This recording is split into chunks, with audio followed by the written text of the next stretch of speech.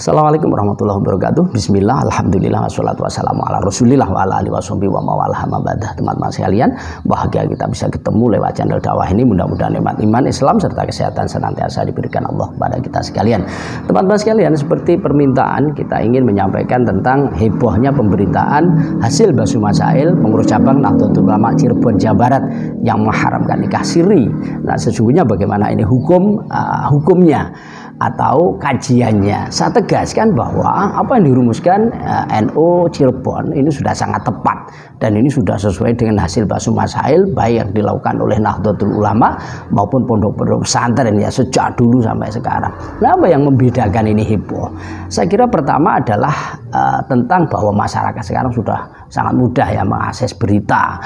Yang kedua, masyarakat masih awam, masih banyak yang belum paham bahwa yang dimaksud haram ini bukan berarti tidak sah.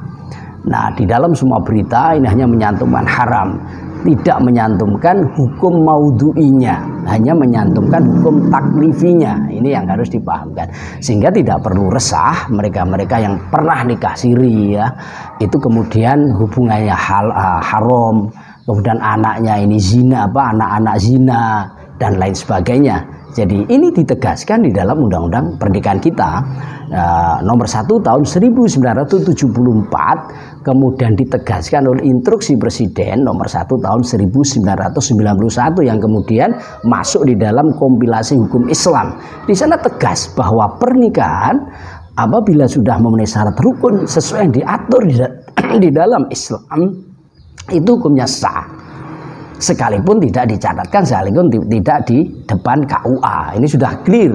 Nah, kemudian di ayat berikutnya memang semua pernikahan itu harus dicatatkan di KUA. Nah, perintah ini adalah wajib diikuti, sehingga apabila pernikahan tidak dicatatkan ya hukumnya haram sekalipun sah.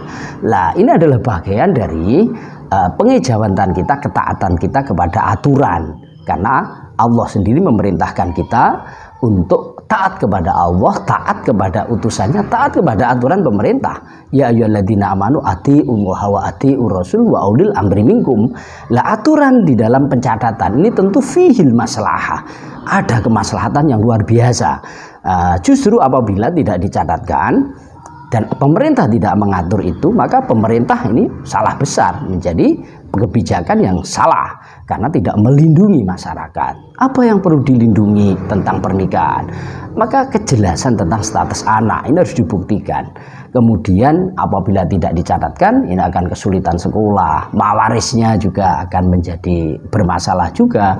Bahkan suaminya bisa sewaktu-waktu meninggalkan istri tanpa beban. Istri tidak bisa untuk menggugat karena tidak ada pencatatan, tidak ada bukti terjadinya peristiwa pernikahan. Nah, oleh sebab itu yang harus ditegaskan kembali bahwa kewajiban kita selaku muslim sesungguhnya bukan nikah di depan KUA-nya, tapi apa? Pencatatannya. Itu sesuai dengan regulasinya. Nah, pencatatan itu bisa dilakukan setelah nikah siri, kemudian diisbat nikahkan, bisa bersamaan dengan ijab kabulnya. Lah, masyarakat kita dorong agar pernikahan itu langsung dicatatkan alias nikah di depan KUA, ini yang kita dorong. Nah, apakah udah nikah siri ini apabila punya niat dicatatkan menjadi haram? Saya kira tidak haram, karena dia mempunyai komitmen untuk mencatatkan. Karena inilah sesungguhnya kewajiban rakyat terhadap aturan pemerintah, yakni apa? Mencatatkan pernikahan. Ini yang harus dipahami. Nah, di dalam rumusan Basu Masail Cirebon ini sesungguhnya juga sudah ada penjelasan bahwa dalam waktu-waktu tertentu nikah siri ini memang harus terjadi, harus dilaksanakan tanpa di hadapan KUA, tanpa dicatat dulu. Kenapa?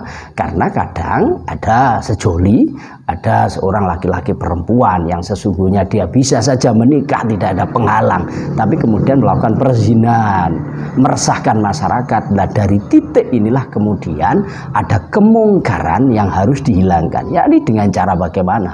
Dengan cara dinikahkan siri. Tapi saya lagi, setelah dicek aturan-aturannya atau persyaratan-persyaratannya, harus ada komitmen bersama, bahkan harus tertulis. Apa isinya? kedua orang ini atau keluarga ini wajib mencatatkan pernikahannya di depan KUA setelah nikah siri. Saya kira ini akan menjadi jamek manek di antara beberapa regulasi. Jadi Islamnya menjadi syariatnya jalan karena kita ingin menghilangkan kemungkaran.